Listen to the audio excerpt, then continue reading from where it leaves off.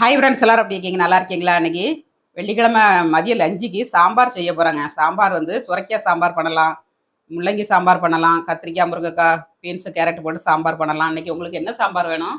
சுரைக்காய் சாம்பார் பண்ணு. சுரைக்காய் சாம்பாரா? சரி, ஓகே. இன்னைக்கு சுரைக்காய் சாம்பார் எப்படி பண்ணுறதுன்னு பார்க்கலாங்க. இன்னைக்கு மதிய லஞ்சுக்கு சுரைக்காய் சாம்பாருங்க. சுரைக்காய் சாம்பார் எப்படி செய்கிறதுன்னு பார்க்கலாம். தேங்காய் அரைச்சி விட்டு பண்ண போகிறேன். 1 டம்ளர் துவரம் பருப்பு எடுத்துருக்காங்க. இது நல்லா 2 மட்டும் கழுவிட்டு முங்குற அளவுக்கு தண்ணி வச்சுக்கோங்க. 1/2 ஸ்பூன் பெருங்காயத்தூள், 1/2 ஸ்பூன் மஞ்சள் தூள், 2 தக்காளிங்க, மீடியம் சைஸ் தக்காளி 2 தக்காளி, ஒரு கைப்பிடி அளவு சின்ன வெங்காயம் போட்டு நம்ம மூடி வச்சு ஒரு 3 விசில் விட்டு எடுத்துக்கணுங்க.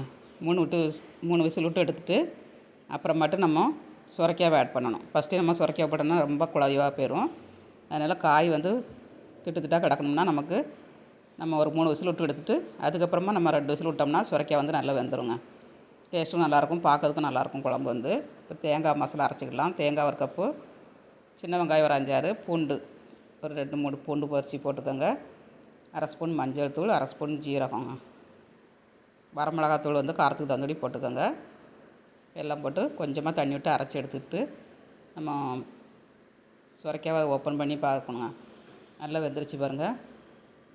இப்போ மசாலாவை ஆட் பண்ணிவிட்டு புளி கரைசலையும் ஆட் பண்ணிடணுங்க. சின்ன நெல்லிக்காய் சைஸில் புளி ஊற போட்டிருக்கேன். சாம்பாருக்கு வந்து நிறைய புளி கரைக்கக்கூடாது, கொஞ்சமாக தான் கரைக்கணும், கைப்புளி மாதிரி தான் கரைக்கணும்.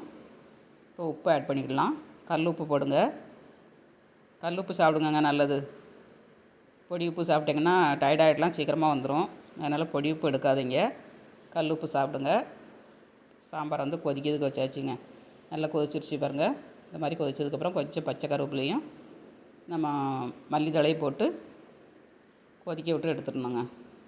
இதுக்கு ஒரு தாளிசம் பண்ணிடலாம். கடாயில் வந்து ஒரு 1.5 ஸ்பூன் தேங்காய் எண்ணெய், 1/2 ஸ்பூன் கடுகு, சின்ன வெங்காயங்க போட்டு கருவேப்பிலை தழை போட்டு நல்லா பொரிஞ்சதும் நம்ம சாம்பாருக்கு அடுப்பை ஆஃப் பண்ணிடணுங்க. ஆஃப் பண்ணிவிட்டு நம்ம தாளிசத்தை ஊற்றிடணுங்க.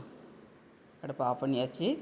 சாம்பார் நல்லா கொதி விட்டுருச்சு. ரொம்ப நேரம் கொதிச்சா குழம்பு கடுத்து போகும். ஓரளவுக்கு நல்லா பச்சை வடை பதிலையும் கொதிக்க விட்டு நம்ம அடுப்பை ஆஃப் பண்ணிடணுங்க.